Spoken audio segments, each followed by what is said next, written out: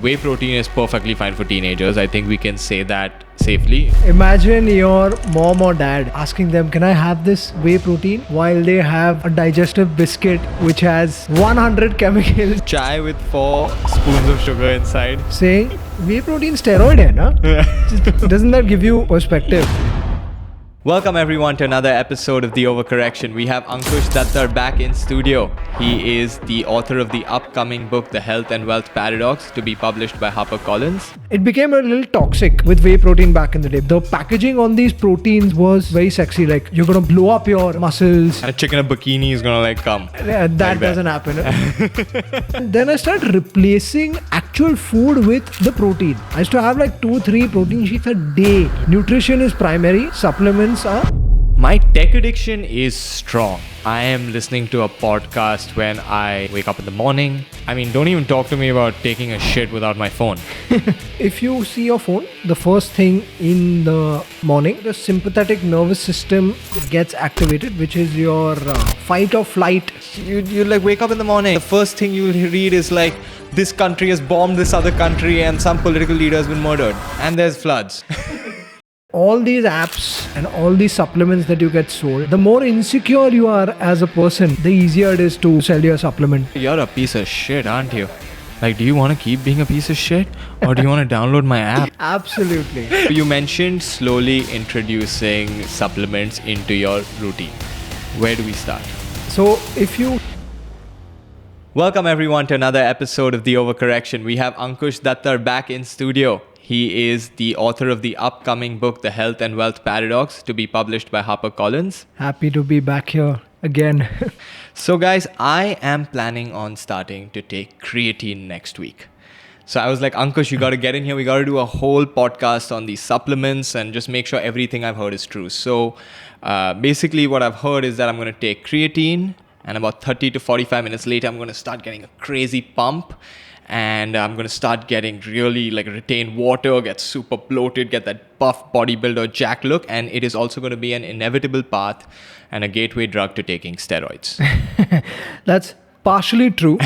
Okay. And ironically, creatine, as crazy as the word sounds, for somebody who has not read up enough about the supplement, it's actually one of the most well-researched supplements out there. There are actually hundreds of studies showing the efficacy and positive benefits of creatine. So just to make it clear, creatine naturally occurs in our body in the form of phosphocreatine, right? Okay. And creatine occurs in a quantity of about 1 to 2 grams naturally in our bodies. So some of the times when we work out or when we strain our bodies a lot, right? Our body uses adenosine triphosphate, ATP, as a source of energy, right? Creatine's role is to replenish this ATP phosphate, right?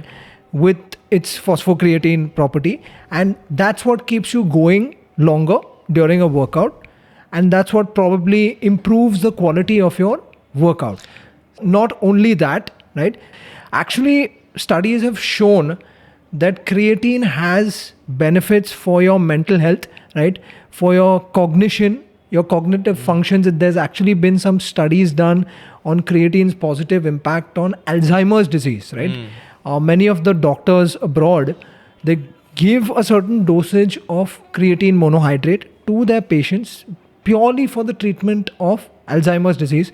But speaking on a personal level, for myself, I've seen this physical difference and positive difference, but because it's very hard to tangibly quantify what kind of cognitive benefit I'm getting out of it. But if I'm also getting this benefit, right, why not? Yeah. So I think one of the things that, people have a misconception about these supplements is that, one, they're very fast acting. And which is why I joked. Actually, creatine, I think, takes probably 4 weeks to actually set in and even have any effects on your body. Yes. So it is not something, if you find someone who says, oh, I took creatine and then I had this amazing workout right after, that's bullshit.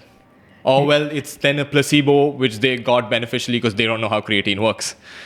Yeah. And essentially creatine, a single scoop of creatine, you get close to about 3 to 5 grams of creatine in your body. To get the same amount of creatine from food, just to put it into context, you would have to have 1.3 kgs of beef Yeah. to get that similar amount of creatine through a single scoop. And right? in India, like even more chicken and mutton, because beef would be one of the highest concentrations of creatine in all the meats. Exactly. And even if you could eat that much beef, Yeah. right, Legally or otherwise. legally or otherwise, right, it just probably makes more sense to get that creatine through a single scoop. Yeah. Right? So I think this is where creatine is actually very fascinating, because if we say we're going to talk about creatine and whey protein a lot. In my opinion, whey protein is something that you can easily get from your diet. Like those 25 extra grams of whey protein can easily be gotten through, say, having 4 eggs or some amount of paneer or soy or something like that. Creatine, you actually can't get those kind of numbers without supplementation. Exactly. And for the audience watching, there are multiple types of creatine, right? Okay. But just to keep it very simple, the most basic form of creatine, which is creatine monohydrate, that's the only creatine that you actually have to take, right? Creatine monohydrate is the purest form of creatine, and it's actually the cheapest creatine. And don't confuse cheapness for the quality. I'm saying this only for creatine. Maybe when we segue into whey protein, we can talk about quality and cheapness. But because creatine monohydrate so cheap, right? Supplement companies, essentially, they may try to market something to you like creatine hydrochloride or some other form of hydrocreatine, right? Just to tell you that this is better than monohydrate. No, monohydrate, simple creatine, which is the cheapest form, available at many pharmacies also. How to do due diligence of the best form of creatine monohydrate? Turn the back of the label. There should be only one ingredient, 100% creatine monohydrate. That's it. Ignore everything else. You don't need preservatives. You don't need other chemicals in there. So that's all you're looking for. You don't need any of that. Okay, Yeah. great. So you mentioned slowly introducing supplements into your routine. Where do we start? We go all the way back to the 9th standard when I started with. I was just another teenager, right? Probably some other teenager watching this, overwhelmed with what supplements to pick out, right? Which supplement will give me the best result. 9th standard, early into lifting, right? 1-2 years into lifting. Of course, I have zero knowledge of how to do due diligence on a product, right? In fact, the knowledge on doing due diligence on supplements has just emerged in the last 2 to 3 years. Yeah. I think even both of us would not have been so well versed as we are without the information available. I think at that time when we were in the 9th standard, the amount of information that was out there on whey protein was less than there is out there today on creatine. Perfect. Yeah. It was yeah. that backward. It's not even like, it was worse than that. You know, when you talked about a protein powder, your parents think you're on steroids. Yeah. I mean, creatine back in the day, They would have actually thought you were on steroids. Like, yeah. So how I got into whey protein as such, I got lucky. My cousin sister's fiance at the time, he was an athlete, right? He's still an athlete. And he had followed a very good nutrition plan. He used to talk about it a lot. And I casually just mentioned about me wanting to take whey protein. My parents had continuously said no. But he was there in that meeting in the house. And then I just slipped it in. I had not spoken to him before about it. And then he said, yes, whey protein is a must, and whey protein and your should be parents considered. look at him as like, oh, he's like a grown up, he's sorted. Exactly. And I remember he came down, he drove also all the way on one evening, and he gave me this strawberry flavored whey protein. I forgot the name of the brand. I mean, that time you were happy. Now when we know what we know, do you know what garbage you were probably consuming? But you learn through your mistakes. Yeah, I mean, we're going to get to all these efficacy issues in Indian proteins, and we're actually going to tell you which protein we recommend. Trust me, we've gone through all the bad decisions that you do not need to make. Yeah, so coming to how I progressed with this, it became a little toxic with whey protein back in the day because I did not have enough knowledge. I used to rely on what my trainer used to tell me at the time. And the trainer model is very simple, right? You can't blame them. I don't blame them at all, right? They had an incentive to give you the protein where they got some kind of kickback from the sale of the protein. It's perfectly fine. They're doing it for Purdue Pharma is doing it on like oxytocin, getting people hooked on heroin and shit like that, bro. This is okay. I'd rather have whey protein. I'd rather have whey protein. Yeah. So I would be recommended whey proteins with 35 grams of protein in it. And what started to happen at the time, I was a rookie. Then I progressed obviously to the 11, 12 standard.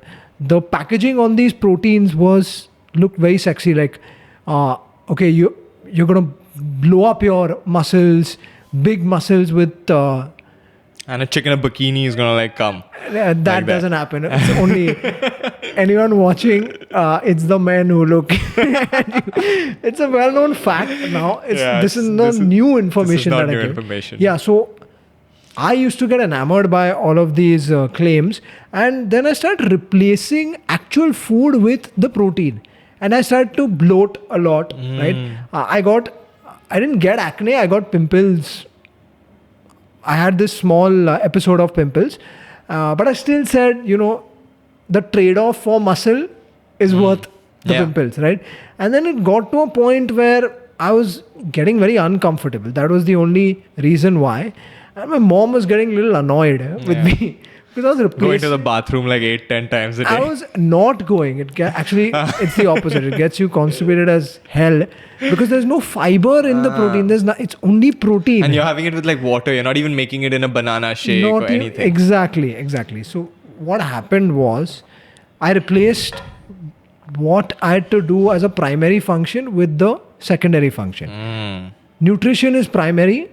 Supplements are secondary. They are supplementary. They're supplementary to an already existing routine, as the name suggests. Supplementary. I can't believe people don't know this.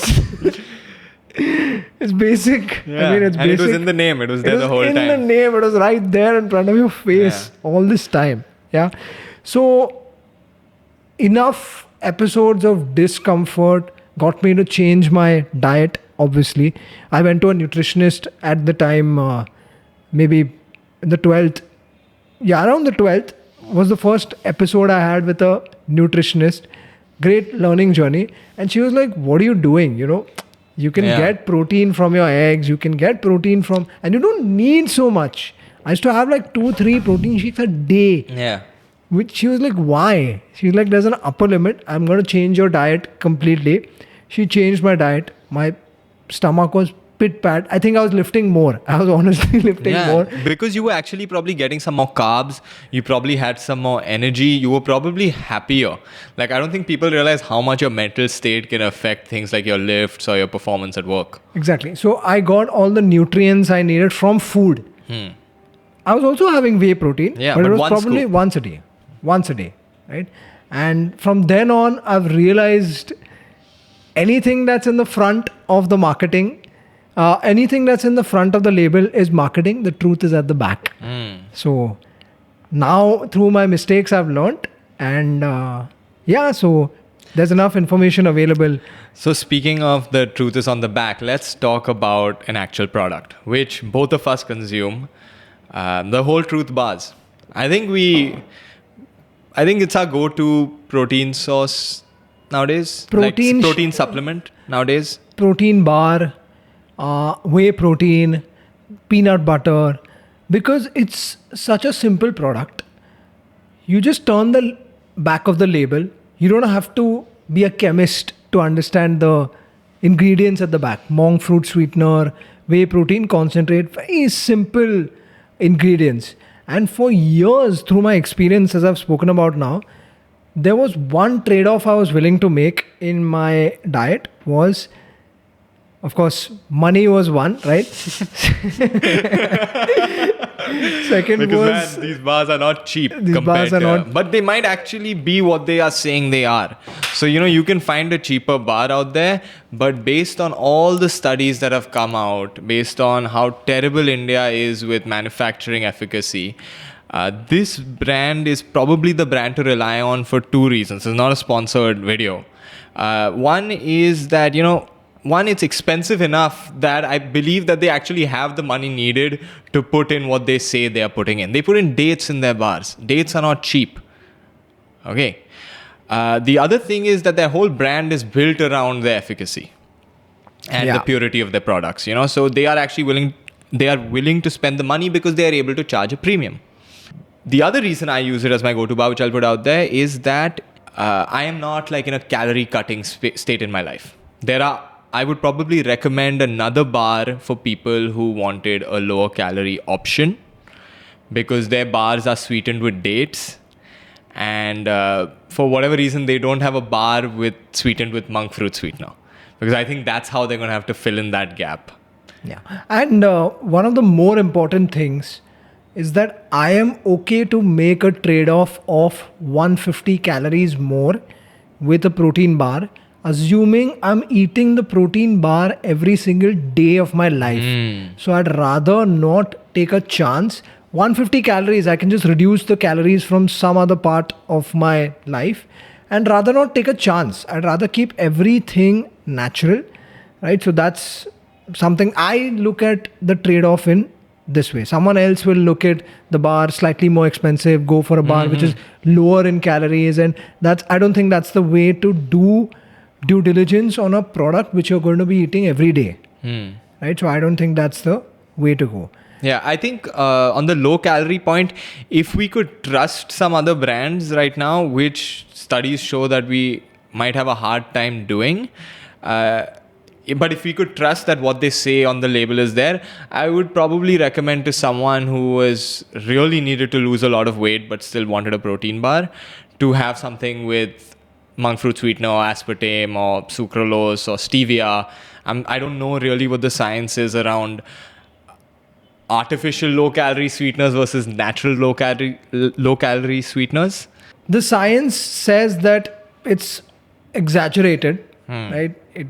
They do not have those kind of negative effects that people actually perpetuate them for, the aspartame and everything. But I personally, even though I've read the studies, I've seen the studies on how moderate quantity of those consumed every day is not going to impact your life that much. But I'd rather not take a chance if I have something naturally available. This comes to another interesting study that I often see on Instagram. It's just, this is actually a tangent away from what we're discussing about. Is Diet Coke. Yeah. It's a tangent. But the aspartame part, Diet Coke, I see Instagram reels of Diet Coke stating, okay, you would have to have 10 to 15 cans a day to have that much aspartame to create toxicity and to stuff. create toxicity. Moderate consumption of Diet Coke every day is fine. It's a carbonated beverage drink company with providing you a can of chemicals. And come on, don't like freak 10 to out. 15. Oh, you can have 3 to 4. 3 to 4. Don't freak out on the studies so much that sometimes your common sense goes out of the window, right? Use it in moderation. So artificial sweeteners, for me, it's in moderation, right? I don't follow the school of thought that the studies say it's okay to have, so have it. It's okay to have it every day. On that same note, I do want to add that I feel you should apply the same logic to monk fruit sweetener, because I don't think there's anything like a free lunch, bro. Nothing is no calories and perfectly sweet. And there you've solved every sugar addict's problem. Yeah. You've just solved it there by discovering monk fruit sweetener. No, everything has a cost. And there is a reason they don't use them in their bars and use them in their whey protein powder. Quite frankly, if you had to break into the whey protein powder market and you sweeten it just with dates and have a 400 calorie serving for 25 grams of whey protein, you're not going to compete in the market. I'd rather have the protein bar, right? You'd rather have the protein bar. I'd rather have the protein bar. Monk fruit sweetener, there have been studies, of course, showing it's not that unsafe, right? Yeah. But whey protein, again, for me, it's always been about that one supplement in my entire nutrition plan where I'm okay to make a slight trade-off, right? With my principles, with nothing else. With absolutely nothing else. Whey protein is that one thing, and I've been doing it for years. So actually, I was so happy when they launched this protein with a lack of these multiple chemicals, additives, and doing the due diligence of the protein that I've been having for the last 10, 12 years. I don't even know how to actually read the labels of those chemicals. It had to be done by the liver doctor. Yeah. Who did a fantastic study on the Citizens Project, which we can talk about. Yeah. So, I mean, we've changed our whole approach to consuming protein after that study came out. I'll say, I think he studied it more because they put haldi in some protein powders now, more than because he was concerned with the efficacy. I think that was the two sides to the investigation. He was like, they're putting haldi. So like when, I think if we want liver doc to study creatine, we're going to have to start like a creatine line with like ashwagandha in it. Any word from the Ayurveda terminology is the way to... That study is like really good. It in fact broke down these 36 whey protein brands. We're not going to get into the names. We'll put a link to the study down there. Please go check them out. The whole truth was not reviewed in there, although I'm sure if they were, they would be up for the task. They advertise heavily that they do third-party testing. They then do supplemental testing at the FSSAI. They did their own study. The founder came out and showed their own study, which further built the trust. I think the product was not available before the protein study was actually being done. But if it was being done, it would pass with flying colors. I hope so. No, the tests have been publicly shared on social media. So you have them to scrutinize. So on that point, this is the protein we use. It is a very easy to read nutrition label. Its marketing is also not very steroidy, for the lack of a better word. This might actually be the right product if you're a teenager out there looking to try a supplement. Whey protein is perfectly fine for teenagers. I think we can say that safely. It's just a regular supplement. Let me put it this way. Imagine your mom or dad, right? They're sitting down in the evening. You sit down with them, asking them, can I have this whey protein? While they have a digestive biscuit which has 100 chemicals in it. They're sitting at 40% body fat. No offense, it's not body shaming, just building an example. A chai with 4 spoons of sugar inside. Chai with 4 spoons of sugar in it, saying, whey protein steroid hai na? Doesn't that give you perspective? Like, you're having these items and you're not questioning these items. So coming back to what you just said, this whey protein seems to be the right fit for somebody who wants to start off with a relatively safer whey protein. So look into the protein.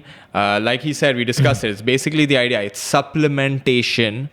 We can bloop up the definition of the word supplementary over here. So now after we've talked about supplements, we're going to go back to a theme I think we always hit on, which is addition by subtraction. Do more with less. And one thing that, when Ankush and I always chat, sometimes we're like just discussing some content, we're discussing like an article or something like that. And he's like, yo, if you're going to send me something, send it now because my phone's off after 8. And I was like, bro, even if I send something to you, what you're doing is way more important. So please don't put your phone on or don't wait for this at all. We're going to get into this. I just want to put this out there that a lot of people talk about social media addiction. And I think they delude themselves as I did that, I'm not addicted to social media, because I genuinely am not addicted to like my social media in that way. I don't look at other people's profiles. I barely, spend time on my social media posting personal things. My tech addiction is strong. Man, I am listening to a podcast when I wake up in the morning.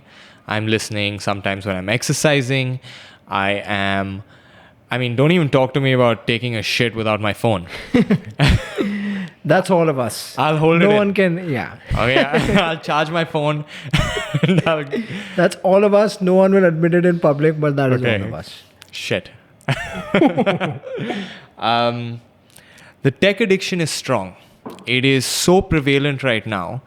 And it has way more effects than just on your sleep before that. But we're going to talk right now about the sleep. Because sleep is 1/3 of your life. So this tech addiction is severely affecting your sleep. And how does it do it? Why did you decide? When did you put this protocol? What changes did you notice? Actually, the first time I tried doing this was when I was researching on sleep. Maybe you can backlink the article which I wrote on my experiments with sleep.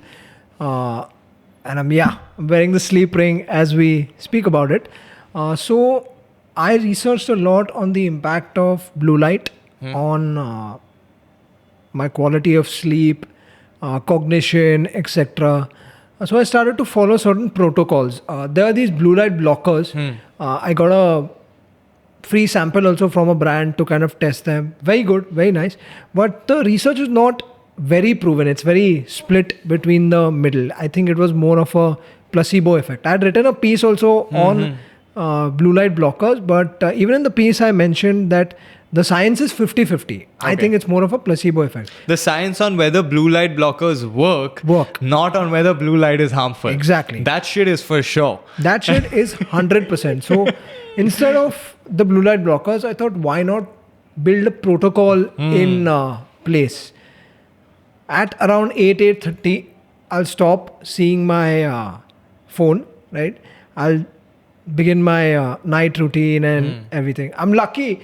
My partner knows my routine and she doesn't disturb it. She calls me at 8. Like whenever, every day when we talk, we speak at 7:38. So she always calls me at the time. And Bro, this is turning into a relationship advice. So you're gonna like... It's a regular issue, right? You're talking on the phone and the phone is right there. So I got this amazing app. I can mention the app. It's the Minimalist app. I pay for it, right? 249 rupees per annum. Don't cheap out. Per annum? Per annum is nothing. I had to mention per annum because people never pay for apps. So what this app does, maybe you can, I can send you a screenshot. You can pull it up on the screen.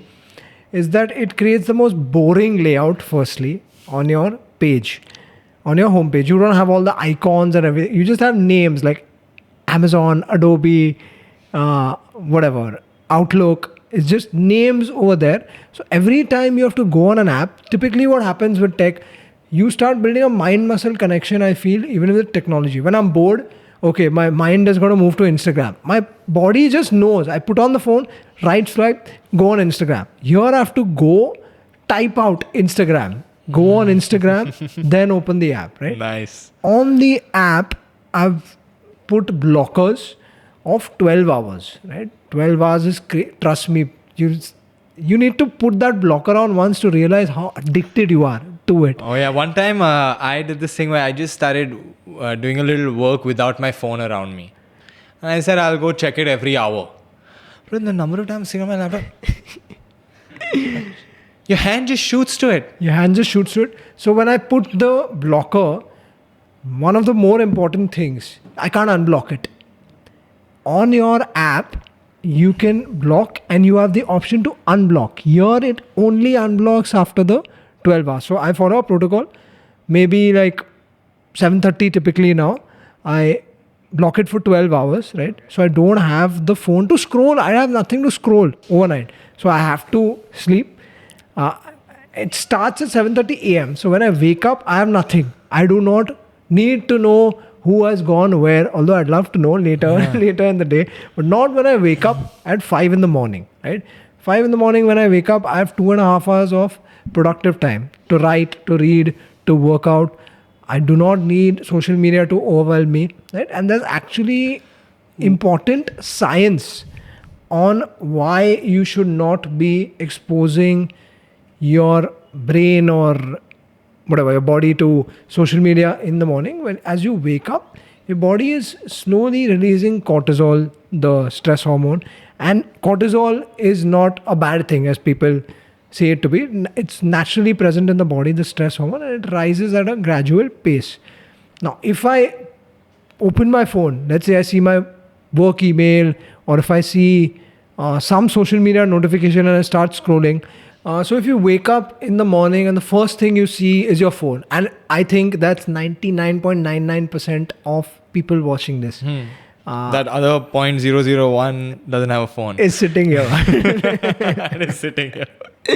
Yeah. So if you see your phone, the first thing in the morning when you wake up, there is a chance that your sympathetic nervous system gets activated, which is your fight or flight part of the nervous system, which reacts to moments of danger or alertness. You like wake up in the morning, you're supposed to chill out. The first thing you'll read is like, this country has bombed this other country and some political leader has been murdered. Yeah.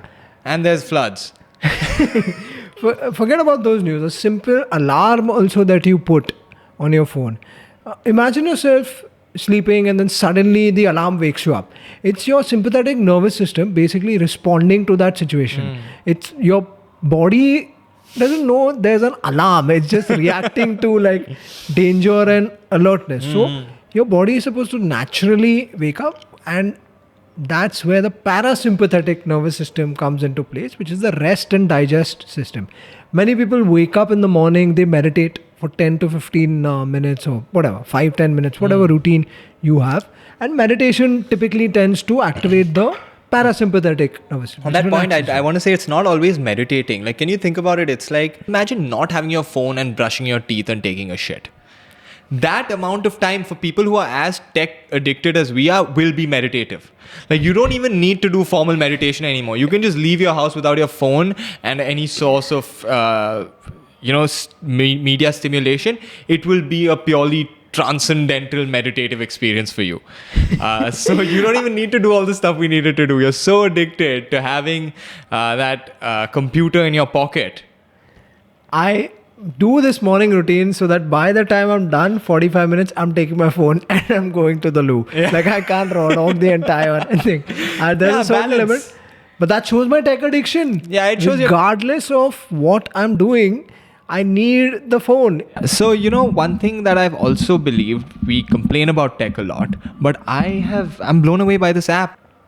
Tech will solve the problems it creates. I've always believed this. There may be a bit of a learning curve, a bit of a jump, but we're like working to solve it. Like, even if you look at like how we deal with the environment, as like large-scale corporations, how they're dealing with environments and stuff. Yes, they've caused a lot of the problems, but they are also going to be the front runners in fixing them. We all want to have a healthy environment to live in and a healthy body to live in. Like, simple things like these are more macro level topics. Simple things like productivity apps. Just think about a productivity app. Every year there is a new productivity app to make you more productive. I mean, isn't that ironic? That means the previous productivity app had not done the job. Yeah, it was probably distracting you. It is probably segueing you into the next product. Every year there is some new tool for product. How can that be possible? There can be only one process for productivity, and you can't have an app every year to fix some issue. Then you have some chronic issue with yourself. I mean, yeah, I do think that going back on my last point, basically, that people can just use it as a crutch that leads to nowhere. That's like adopting a different diet every week. At the end, there is going to be a level of self-regulation. Like, we are human beings with that ability to discern what is good for us and what is not good for us and be able to make choices, right? That's what separates us from animals, right? Like they say, like a lion can't choose to become vegetarian, na? And one of the more important things, I think we missed this at the start of the conversation, that can actually also segue into this particular part of the conversation, is that all these apps and all these supplements that you get sold, right? The more insecure you are as a person, right? The easier it is for me to sell you a supplement, easier for me to sell you an app, right? Insecurity is the biggest sales hack. Yeah.